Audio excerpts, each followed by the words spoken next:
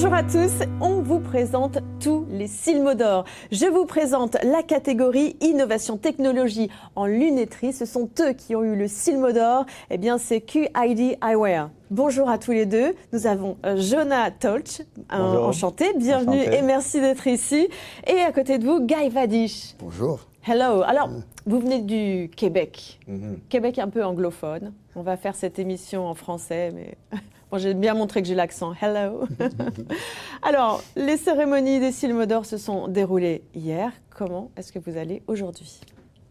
C'est toujours surreal, on dit en anglais. C'est presque difficile à croire que c'est... Et on se sent tellement content d'être reconnu par le marché français encore une fois. Mais aujourd'hui, c'est un moment spécial et après tant d'années de travail, après tant d'efforts, on est vraiment heureux. Alors, je vais donner quelques précisions. Jonah, vous êtes optométriste, oui. cofondateur aussi de donc, QID Eyewear. Et Guy, vous êtes aussi cofondateur. Et alors, vous vous occupez plus précisément de la commercialisation des produits. Avant de parler de FI, donc le modèle qui est juste ici sur la table, qui est donc le Silmodor de la catégorie Innovation Technologie en lunetterie, on va parler un peu de QID Eyewear. Est-ce que vous pourriez nous parler de cette histoire? C'est une entreprise, il me semble, avec plusieurs générations de professionnels de la filière derrière. Notre but avec ce système-là est de démocratiser l'accès aux percées. Alors, pour faire ça, il fallait enlever les complexités. La colle, la compression et les cavaliers pour couper. Alors, notre système, ça adresse tous ces problèmes.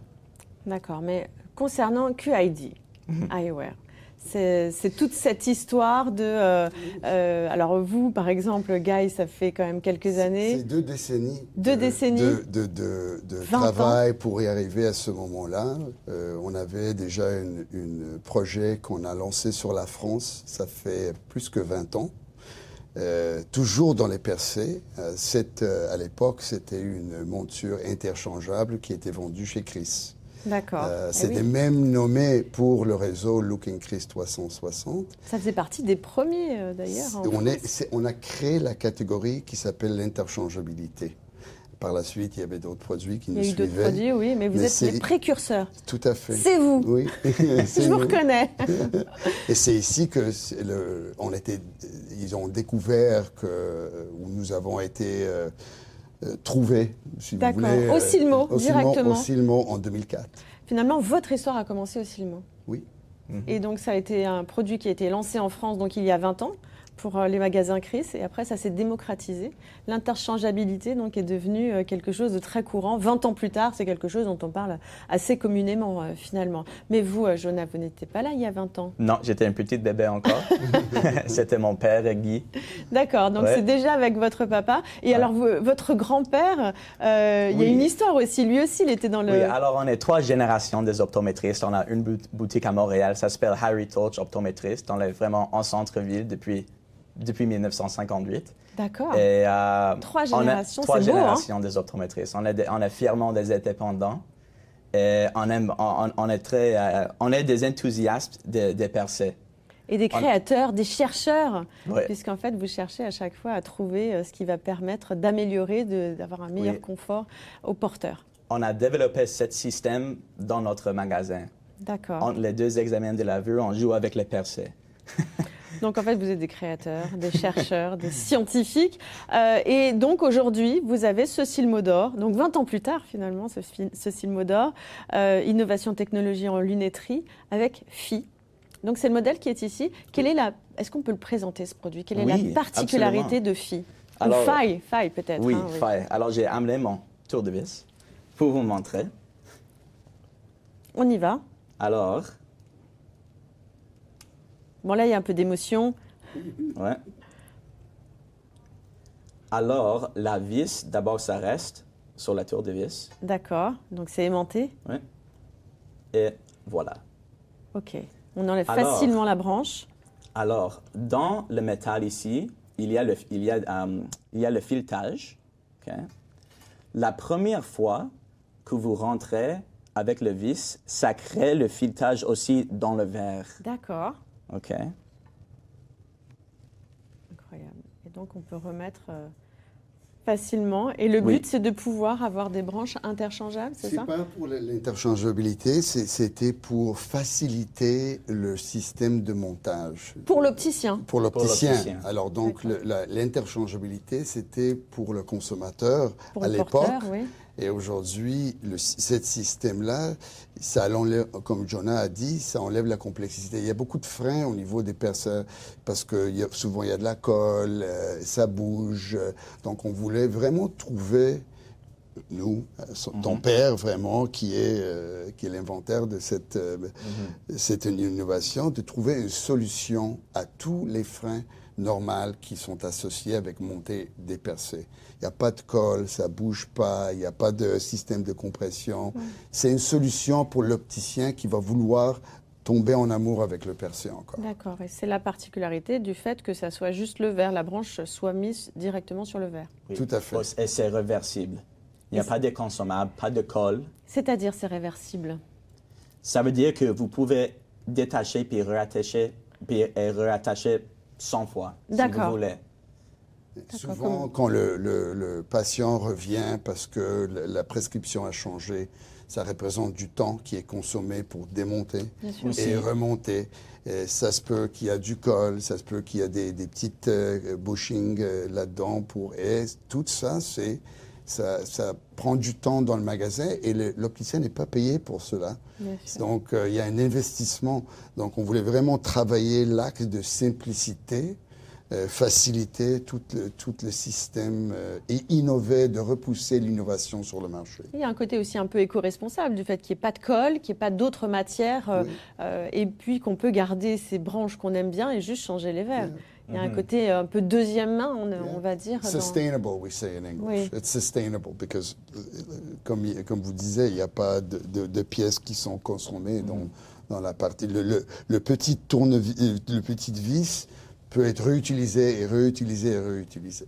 Le problème avec des autres systèmes est que si, par exemple, un patient, d'abord, s'il y a un problème avec la prescription, on doit refaire des verres. Si, après quelques semaines, un patient il revient et veut changer de couleur, par exemple, avec les autres systèmes, c'est une casse à tête à comme, détacher la monture, mais avec ça, c'est complètement réversible. L'autre avantage est ça peut accommoder beaucoup de prescriptions. Alors, dépendant de l'épaissité du verre, on peut décider où on veut arrêter avec le métal. D'accord. Oui. Alors, par exemple, notre opticien, il est -6 avec un -2 cylindres. Donc, dans ces paires de lunettes, c'est flush. Avec le verre. C'est tout doux, oui, c'est ça. Il n'y a pas ça d'accroche nulle part. Oui. D'accord. Et de quelle manière? Quel a été le procédé, votre recherche là-dedans pour arriver à cette perfection? Alors, il faut faire attention, oui, de ne pas perdre la... Quelle a été la recherche, justement, tout ce travail de recherche pour arriver à... Est-ce qu'on peut dire que c'est la perfection, finalement? On n'ose pas de dire... En même temps, vous avez eu le Silmo d'or, donc j'imagine que les membres du jury ont trouvé que c'était parfait. C'est énormément de recherche et développement. C'est énormément. Je peux vous dire, c'est des années de recherche et développement, de l'expérimentation, d'avoir des hypothèses, d'oser, de penser d'une façon créative, donc à l'approche du problème qui existe. Et comme Jonah l'a bien dit, c'est un magasin qui existe depuis longtemps à Montréal, 3 générations d'optométristes. On voit les problèmes dans le magasin. Donc, dans ce contexte-là, on fait face à ce genre de situation tous les jours. Et Michael, qui est le cerveau, si vous voulez, en arrière de ça. C'est votre papa? C'est mon père, oui. Qui a passé énormément du temps. Mais il faut être passionné, je pense aussi. Il faut être passionné, il faut être créatif, il faut être scientifique parce qu'il y a un aspect de géométrie, de mathématiques qui est impliqué dans tout ça. Et il faut être prêt à être testé. Michael dit ça souvent. Il dit il faut tester et avoir des faillites pour y arriver.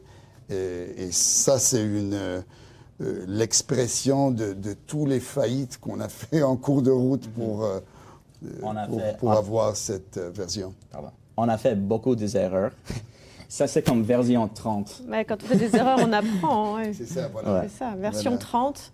Oui, oui, il a fallu, évidemment, comme vous disiez, tester pour réussir à trouver. Et donc, les membres du jury ont été séduits par cette innovation technologie en lunetterie, visiblement. Donc, Et ça nous représente vraiment d'être reconnu comme ça. c'est ce que représente pour vous le Silmo d'Or? C'est une reconnaissance des professeurs. Voilà, Ouais. du travail, que c'est pas juste nous qui pensons que c'est une innovation.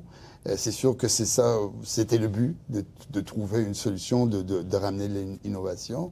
Mais maintenant, on a sur le marché français, encore là pour la deuxième fois, petite parenthèse, un produit qui est innovant, que le marché français nous dit oui, c'est innovant. Quand on vous a remis le Silmo d'Or à cette 32e cérémonie, à qui est-ce que vous avez pensé en premier? Mon grand-père. Votre grand-père, qui est toujours là? Non, Non, non, donc, il n'est pas là. Ouais, et moi, j'ai pensé à ma femme, honnêtement, parce que s'il n'y avait pas elle qui vous soutient? soutenir Brigitte, et toujours je dis, c'est la femme en avant et en arrière de l'homme. Et par la suite, j'ai appelé Michael. Évidemment. Et il était quelle heure quand vous l'avez appelé? C'est Tôt le matin? 6 heures en arrière de nous. 6 heures, d'accord. Oui, mais ma famille vient à Silmo pour des générations. Mon grand-père, il a promené en 1980, il est venu. Il est venu? Donc, oui, avec votre papa, peut-être, avec mon tenant papa, par la main? oui. Oui. D'accord, c'est une belle histoire, c'est une très très belle histoire. Et donc 20 ans plus tard, un beau Silmo d'Or pour conforter que vous faites de belles choses. En tout cas, merci beaucoup, merci infiniment d'être venu pour présenter donc Faille, ce modèle donc qui est lauréat de Silmo d'Or catégorie innovation technologie en lunetterie. Félicitations, Merci Guy. beaucoup. Félicitations, Merci. Jonas. Est-ce qu'il est Merci. commercialisé déjà? Est-ce qu'on peut Oui, on est sur le marché. Oui, Déjà sur le marché? On a lancé chez Mido, à Mido, mais juste pour tester le marché. Mais c'est notre premier salon avec la collection Faille. D'accord. Le Silmo, c'est le moment où vous avez vraiment lancé Tout Faille. à fait. Oui, D'accord. tout à fait. Le lancement et un Silmo d'Or. Oui. Quoi demander de Incroyable. plus? Voilà, le beau succès est là. Merci infiniment. Merci à vous. Et nous, on se revoit très vite pour d'autres interviews pour vous parler de toutes les autres catégories de Silmo d'Or.